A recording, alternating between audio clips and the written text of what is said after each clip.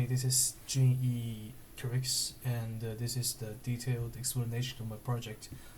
My project is the custom gesture recognition tool, and I'm gonna use it in game controlling.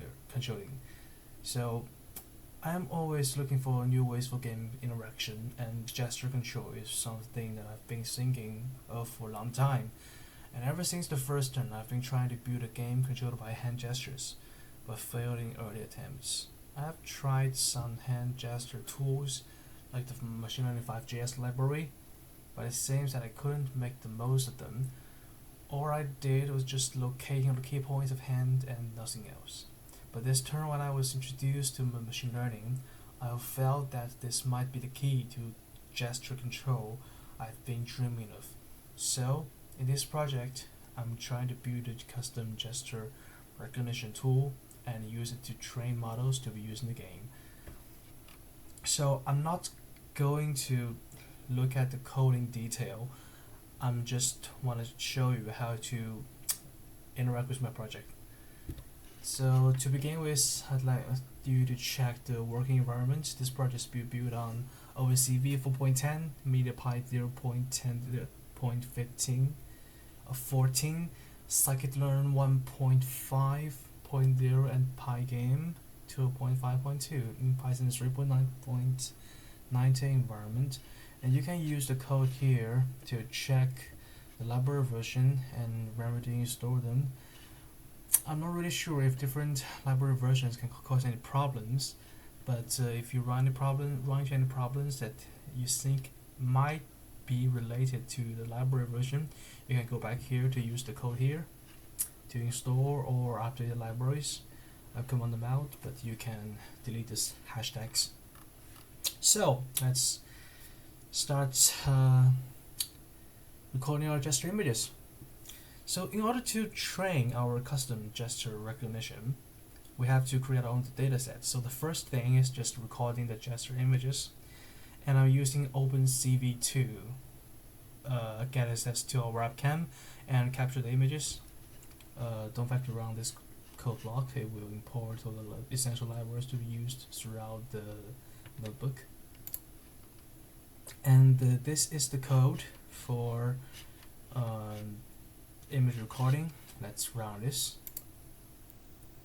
You can see here it's a window opened by OpenCV, and it says press space to record a new gesture, press Q to quit, and it tells you at the button 0 gestures have been recorded.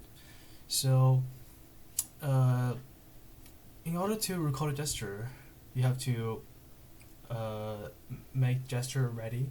So I'm thinking that let's record 3 gestures this time, and the first gesture will be okay, this gesture, and when you're ready, press space. When recording the gesture, move around and move forward, move backwards, and let us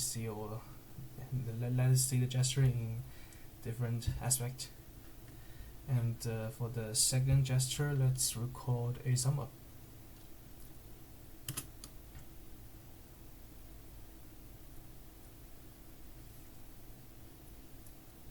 Okay, and for last gesture, let's record a goodbye gesture. This.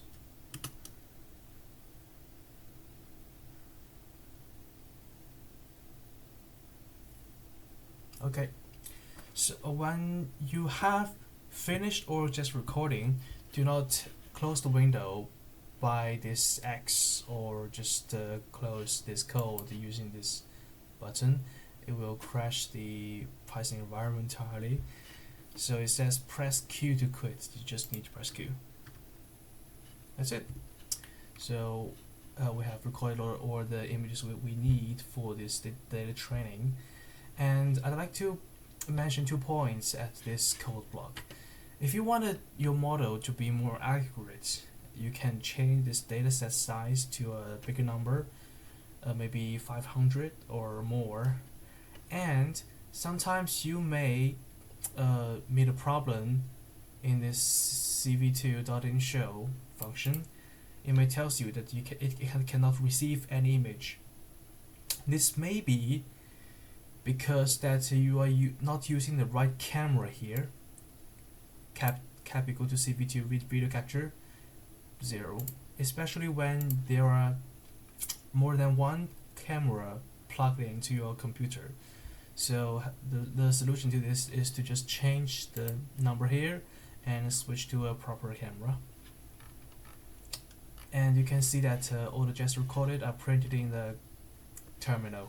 This is just gesture 1 is okay, gesture 2 is thumb up, and gesture 3 is goodbye. Okay, we've finished image recording, and let's start create the data set. So in order for the computer to understand each image, we need to convert the image into data. I thought of two ways for dataset preparation. The first one is just to feed the whole image, to convert the whole image into tensors, into RGB tensors, and just use it to do image classifier, just like what we've done in our weekly assessment. But that will require a massive amount of data and GPU calculation, and it may slow down the computer if we do recognition in real time. So I thought of another way. I'm going to introduce MediaPipe, especially the MediaPipe hand landmarker task. It is an AI model developed by Google to locate the key points of hands so that you can turn the image you caught here to turn into numbers. So this is the MediaPipe example to show you what it is doing to your image actually. Let's run this code block to see what happens. You can see that this is your hand and all the key points are marked, and this data is its location in this image. So in practice, I chose to record the relative coordinates of key points rather than the absolute coordinates, because this might shrink the impact of hand size and position in the original image we recorded. It may help develop a more generalized model. So this is the code to prepare the dataset. Let's run this. It may take a little time.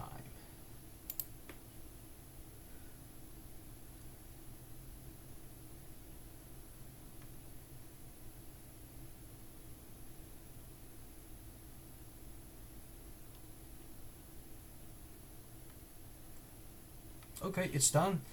So you can see here that this data is stored to a data picker file, and let's check our folder. Yeah, we can see it here, picker file data. And so let's go to train this model. Since gesture recognition is a traditional machine learning task and the data processing involved in this project is not particularly complex, there's no need to use a deep learning framework. So I'm not using PyTorch or TensorFlow in here. Therefore, for this model training, I'm going to use the random forest classifier model provided by the scikit-learn framework. It already provides sufficient classification performance and is simpler and more efficient to work with. This training process is kind of like the PyTorch working flow.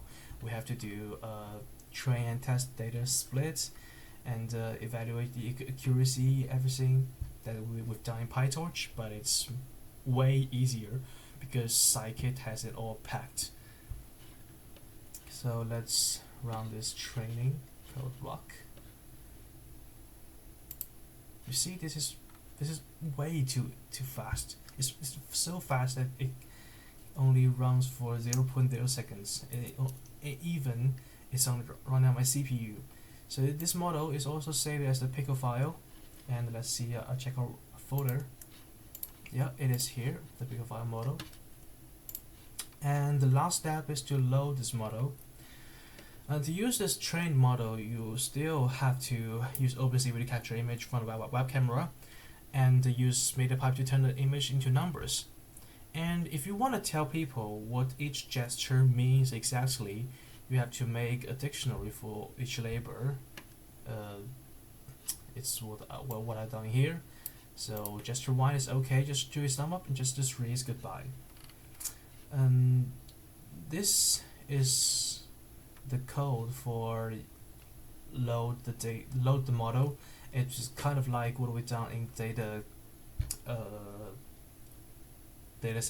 set setup, but the difference is that we will feed the data to the model and see what it predicts. And let's run it and see what happens.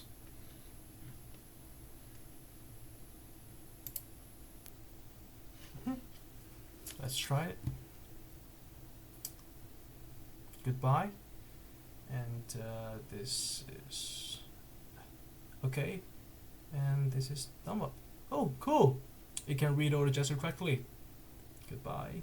Thumb up. Goodbye. Brilliant. Okay, so this is how to use the Jupyter Notebook to train your own custom gesture recognition tool model. And I said I'd like to use it in game interaction, so I've trained another model on 4 gestures: up, down, left, and right. So this is up, left, right, and down. And I'm gonna use it in a Python snake game. I adopted a snake game code from another people's GitHub, and I added the model to the game. So you can find the snake game in a folder. It's just called snake. You open this and run it.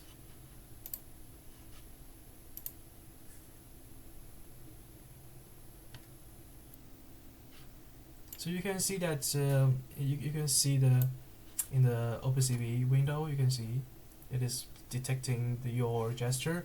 It is left, right, up, and down. So this is how you control the game. So let's see what happens in the game. This is a little snack. Right, right, down. Cool, it goes down. Left.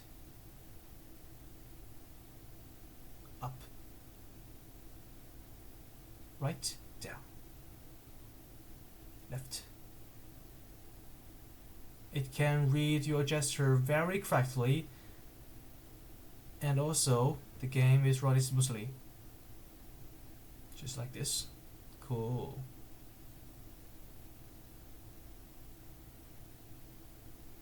Okay, that's enough. So this is how to play with my project. I hope you like it. And that's all. Thank you.